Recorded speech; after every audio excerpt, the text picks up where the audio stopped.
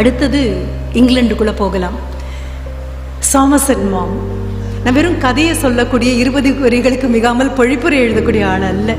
ஊடே உங்களை கூட்டிகிட்டு போகிறேன் நான். 2022 இந்த தேதிக்கு மிக மிக மிக பொருத்தமான ஒன்று, நமக்கே கொஞ்சம் பயம் தரக்கூடிய ஒன்று, நம்மை பற்றி. கதையினுடைய பெயர் எபிசோட். உங்களுக்கு தெரியும், ஆங்கிலத்தில் எபிசோட் அப்படின்னா ஒரு சம்பவம், an incident, அவ்வளோதான். அதை விட பெருசு. அவர் an எபிசோட்னு கூட போடல, எபிசோட் அப்படின்னு போடுறாரு. கதையை சொல்லக்கூடிய மாம் என்ன பண்ணுறாரு, எங்களுக்குன்னு ஒரு சின்ன அமைப்பு இருக்குது. ஒரு எழுத்தாளர் பெண்மணி தான் எங்களை எல்லாம் கூப்பிடுவாங்க. கூப்பிடும்பொழுதே அவங்க சொல்லுவாங்க, ஒன்றா கணவர்கள் மட்டும் வரணும், இல்லை மனைவிகள் மட்டும் வரணும். 2 பேரும் வந்தாங்கன்னா அவங்க 2 பேருடைய அன்பு மற்றவர்களை பாதிக்கும். அதனால் either husbands come or wives come.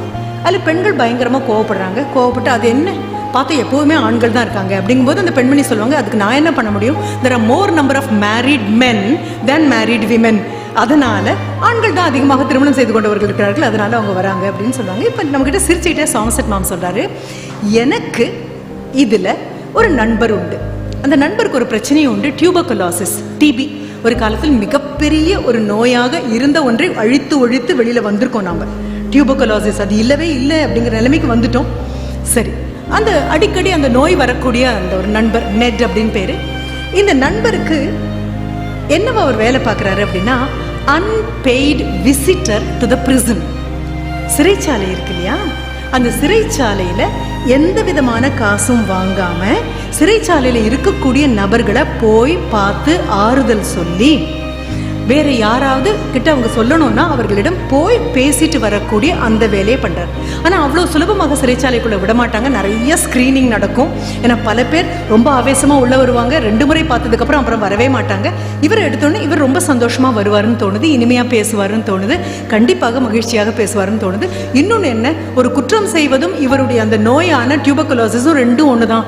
அதிகம் பேசுறதுனால எந்த பிரயோஜனமும் இல்லை, இருக்கிற வரைக்கும் சந்தோஷமாக இருந்துட்டு போகலாம் அப்படிங்கிற ஒரு பாவம் உள்ள மனவர். இப்போ இவர் ஒரு கதையை கொண்டு வந்து நம்ம சாமர்செட் மாம் கிட்ட சொல்கிற மாதிரி மாம் சொல்கிறாரு, எபிசோடு, அவ்வளவே தான். அந்த நெட் சொல்கிறாரு, நான் போய் பார்க்குறேன், அன்பெய்டு விசிட்டர், வாலண்டரி சர்வீஸ், அதுக்காக போகிறேன். போனால் அங்கே ஒன்று இருக்குது, அங்கே ஒரு சிறைச்சாலை ஒன்று இருக்குது, வேர்ம்வுட் ஸ்க்ரப்ஸ் அப்படிங்கிற ஒரு இடத்துல ஒரு சிறைச்சாலை இருக்குது. அது ஃபர்ஸ்ட் ஒஃபெண்டர்ஸுடைய சிறைச்சாலை.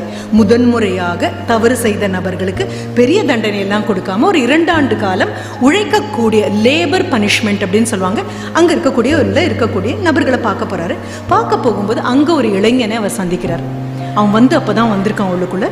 சாமர்செட் மாம் இன்னும் அதிகமாக சொல்கிறாரு, ஒரு கோர்ட்டில் நீதிமன்றத்தில் பேசும்பொழுதோ வழக்காடும் போதோ கூட உடைந்து போகாத நபர்கள் சிறைக்கூடத்துக்கு வந்ததுக்கப்புறம், கதவுகள் சாற்றப்பட்டதுக்கப்புறம் அந்த ஆடைகளை களைந்து மறுபடியும் குளிக்க வைத்து ஒரு மெடிக்கல் எக்ஸாமினேஷனுக்கு போய் மறுபடியும் வேறொரு ஆடையை கொடுத்து ஒரு தட்டை கொடுத்து அங்கே உள்ளே கொண்டு போய் உட்கார வைக்கும்போது அந்த சிறைக்குள்ளே போகும்போது நொறுங்கிடுவாங்க. அடுத்து 1 வாரத்திற்கு அழுகையும் தேம்பலுமாக தான் இருக்கும். அது வரைக்கும் நான் ஒன்றும் பண்ணலை அப்படின்னு சொன்ன நபர்கள் கூட நொறுங்கி போயிடுவாங்க. அப்படிப்பட்ட ஒரு நபரை நான் பார்க்க போனேன். அப்படி தான் நொறுங்கி அழுதுட்டு இருந்தான். அவங்ககிட்ட நான் பேசினேன். அவன் பேர் ஃப்ரெட் அப்படின்னு. அவனுடைய கதை என்ன அப்படின்னு சொல்லி அவர் சொல்கிறாரு. 22 வயது தான், மிகவும் அழகாக இருக்கக்கூடிய, அபாயகரமாக அழகாக இருக்கக்கூடிய ஒரு இளைஞன், டேஞ்சரஸ்லி ஹேண்ட்ஸம். அழகாக இருக்கிறதுல எந்த பிரச்சனையும் இல்லை, அழகாக இருக்கேன்னு தெரிஞ்சால் ரொம்ப பிரச்சனை. இந்த அழகால் என்னால் எதையும் செய்ய முடியும் அப்படின்னு நினச்சா such a handsome man. அந்த அவன் சிரிக்கும் போது அந்த கண்ணெல்லாம் மின்ற மாதிரி இருக்கும். வெகு சுலபமாக பெண்களை கவரக்கூடிய ஒரு இளைஞன். அது மட்டும் இல்லை, அவன் கேப்பை ரிமூவ் பண்ணான் அப்படின்னு சொன்னால் அலையாக அவரை ரொம்ப அழகாக வர்ணிப்பார். அதை அந்த அலையாக இருக்கக்கூடிய அந்த முடி எங்கு அந்த அலை இறங்கி ஏற வேண்டுமோ அப்படிப்பட்ட ஒரு தலை, அதுவும் ரெட் ஹெட் வேறு. அப்படிப்பட்ட சிகப்பு தலைமுடி இருக்கக்கூடியவர்களுடைய தோல் கொஞ்சம் மோசமாக இருக்கும், இல்லை ரொம்ப பளிங்கு மாதிரி இருக்கக்கூடிய தோல். அவ்வளோ அழகான ஒரு இளைஞன், அதை விட ரொம்ப சந்தோஷமான இளைஞன், மகிழ்ச்சியான இளைஞன். He had a way with women.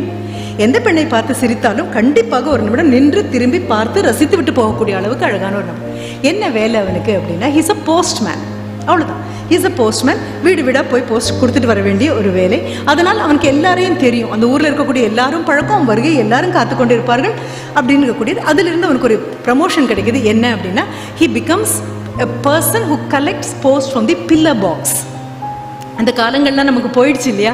அங்கே ஒரு சிகப்பாக ஒரு பெட்டி இருக்கும், அதிலிருந்து எடுக்கக்கூடியது. சில சமயம் நம்ம போஸ்ட் பண்ண போகும்போது போஸ்ட்மேன் வந்தால் அவர் பைக்குள்ளேயே போடுவோம், என்னமோ இது அதை விட இது வேகமாய் போகும்னு நினச்சிட்டு அப்படி போஸ்ட் பண்ணுவோம் இல்லையா. அந்த போஸ்ட்மேன் அப்படி இருக்காரு. ஒரு நாளைக்கு இவர் போய் ஒவ்வொரு பில்லர் பாக்ஸாக எடுக்கும்பொழுது ஒரு பெண் ஓடி வரா. ஓடி வந்து இவன் முகத்தை கூட பார்க்கல. அவ இதை தயவு செஞ்சு எடுத்துக்கோங்க, இது உடனடியாக போயாகணும் அப்படிங்கும்போது இவன் எல்லாரிடமும் கிண்டலாக பேசுகிற மாதிரி இந்த பொண்ணுட்டையும் சொல்கிறான், ஓஹோ இது உன்னுடைய பாய் ஃப்ரெண்டுக்கா அப்படின்னு கேட்குறான். அதுக்கு பதிலாக பாய் ஃப்ரெண்டுங்கிற வார்த்தை நான் பயன்படுத்துகிறேன், மாம் யூஸ் பண்ணி இஸ் இட் யுவர் ஃபெலோ, உன்னுடைய அந்த ஆணுக்கா அப்படிங்கும்போது அடுத்த நிமிஷம் அவள் சொல்ல it's none of your business. அப்போ கூட அவன் நிமிந்து பார்க்கறதில்ல, it's none of your business. எனக்கு முதல்ல அடி. இது வரைக்கும் யாரும் இவனை பார்த்து இப்படி பேசுனது கிடையாது. இந்த பொண்ணு இன்னும் நிமிந்து கூட பார்க்கல. அடுத்த நிமிடம் அவன் சிரிச்சுட்டே சொல்கிறான், அப்படிதான் நீ சொல்கிற அப்படின்னு சொல்கிறான். சொன்னதுக்கப்புறம் இவன் நிமிந்து பார்க்குறா. பார்த்துட்டு நோ அப்படின்னு சொல்லிட்டு கிளம்பி போயிடறான். ஓடி போய் அவன் வீட்டுக்குள்ளே போய் கதவை சாத்தி போது இவன் பார்த்துடுறான். எந்த வீடுன்னு தெரியும், அவனுக்கு அந்த இடம் பூரா தெரியுமே.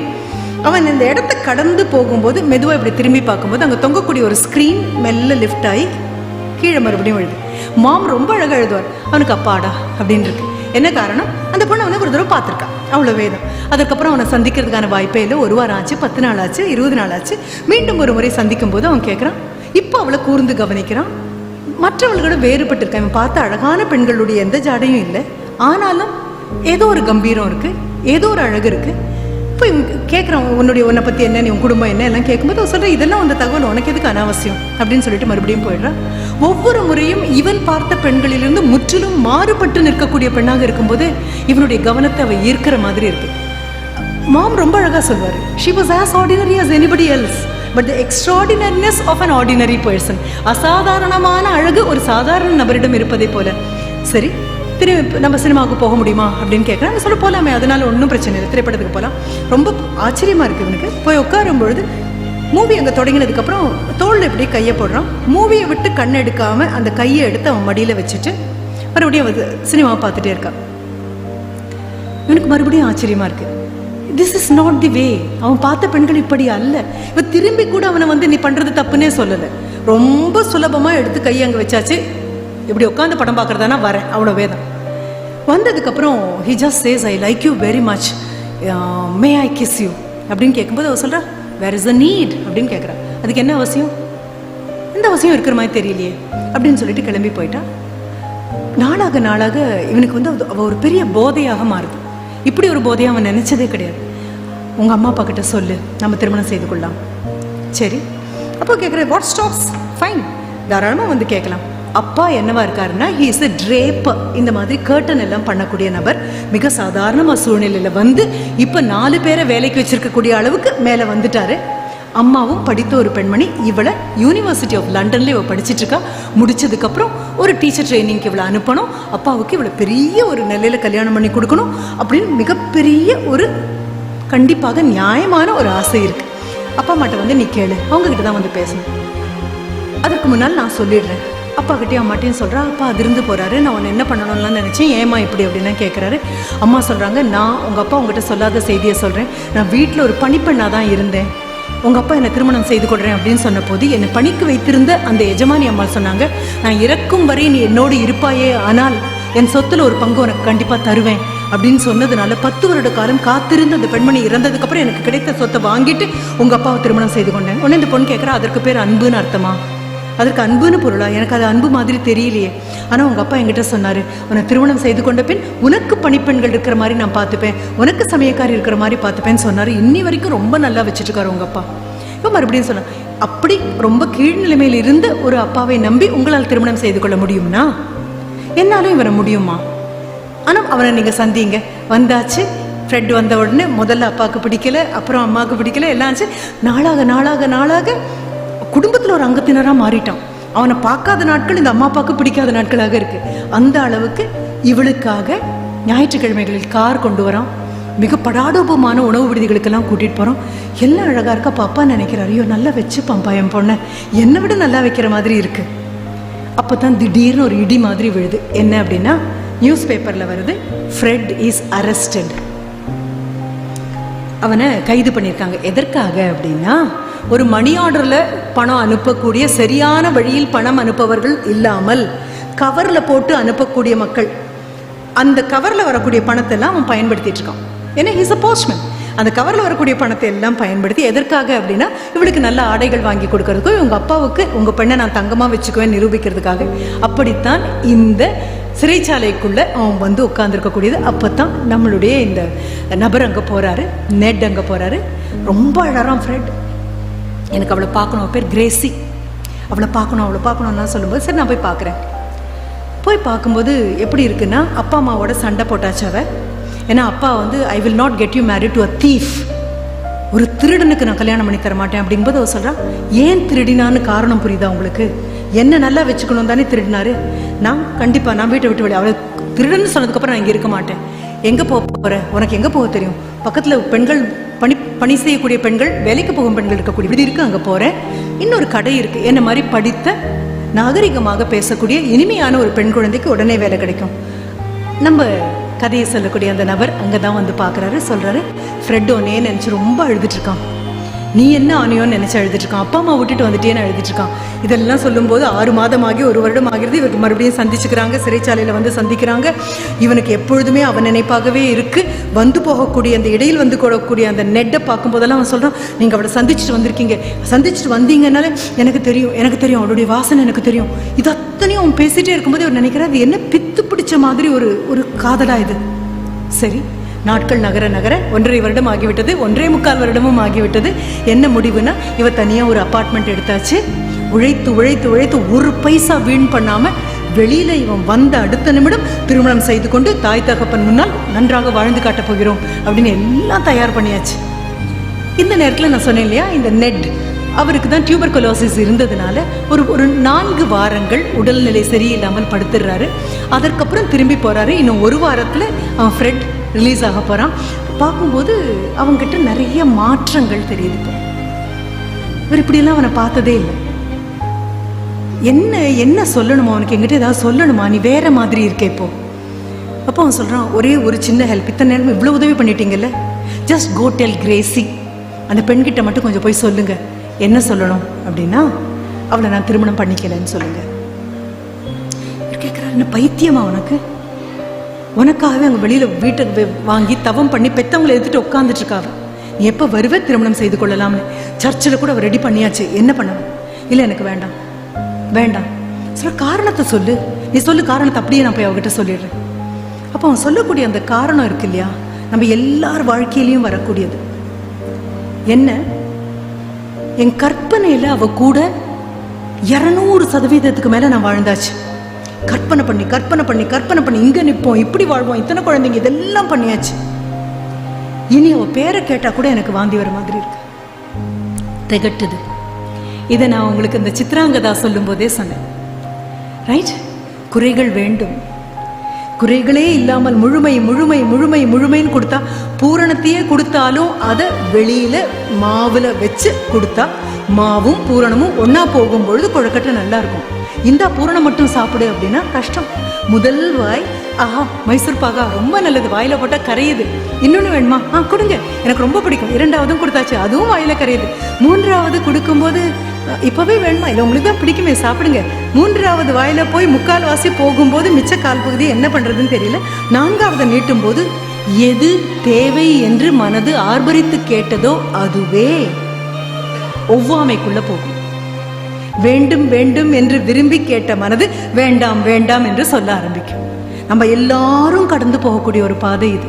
ஒரு காலகட்டத்தில் இந்த நபர் இல்லாமல் என்னால் வாழவே முடியாது அப்படின்னு பிரகடனம் பண்ணின நாம இந்த நபரோடு என்னால் வாழ முடியாது அப்படிங்கிற நிலைமைக்கு தள்ளப்படும்.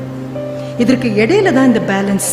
அதான் ரொம்ப அழகாக உளவியல் ரீதியாக சொல்லுவாங்க, வி என்கிறது எவ்வளவு சத்தியமோ அவ்வளவு சத்தியம் ஐ அண்ட் யூ அப்படிங்கிறது.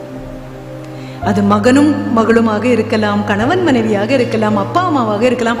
there is no unconditional love possible in adult life.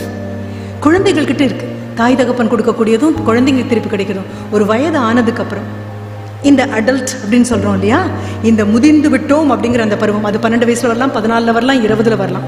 அதற்கப்புறம் எந்த விதமான கட்டுப்பாடுகளும் இல்லாமல் தூய்மையான அழகான அன்பை என்னால் தர முடியும் என்பது அப்பட்டமான பொய். சொல்லும் போது மனசுல அடிச்ச மாதிரி இருக்கும். ரொம்ப வேதனையாக இருக்கும். ஆனாலும் திகட்ட திகட்ட ஒண்ணுக்குள்ள போயிட்டோம் அப்படின்னா அதுவே ரிவல்ஷனாக மாறும். The object of attraction may become the object of revolt. இது எனக்கு இனிமேல் வேண்டாம், அதற்கப்புறம் திரும்பி கூட பார்க்க மாட்டோம். அவன் சொல்றான், கற்பனையில் வாழ்ந்தாச்சு, but the mere mention of her name revolts me. அப்படியே சொல்லிடுறான். இப்படியே போய் நான் சொல்லிட்டோமா, சொல்லிடுங்க, வர வேண்டாம்னு சொல்லிடுங்க. நான் ரிலீஸ் ஆகும்போது அவளை பார்க்க போகிறதில்ல. இவர் வராரு நேராக அவள் வேலை பார்க்கக்கூடிய அந்த கடைக்கு. அது ஒரு பெரிய டிபார்ட்மெண்டல் ஸ்டோர் மாதிரி இருக்கக்கூடியது. அதில் பெண்களின் ஆடைகள் இருக்க பக்கத்தில் இவ இருக்கா.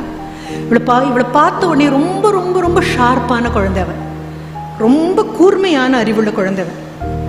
இவர் முகத்தை பார்த்து எடுத்த நிமிஷம் அவன் சொல்கிறா, is there anything wrong, is Fred all right அப்படின்னு கேட்குறா.